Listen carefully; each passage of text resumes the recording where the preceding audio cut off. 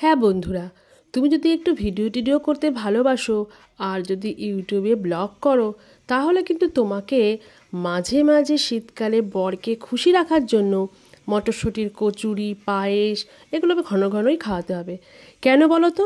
না হলে ওই যে বলবে সারাদিন ফোন ঘাটে, সারাদিন ফোন ঘাটে।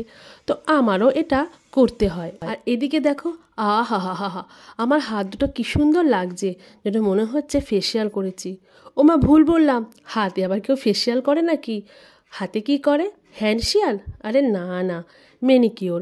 তো যাই হোক, হাতগুলো কি চকচক চকচক করছে, দেখে আমার ভীষণ ভালো লাগছে। আর এখন আমি বেশ মটরশুঁটির কচুরি বলো বা লুচি বলো, বেশ ভালোই বেলতে পারি। আর আমার কড়াইটা দেখে তোমরা কিন্তু নাকুচু করবে না বা নাক কুচকাবে না।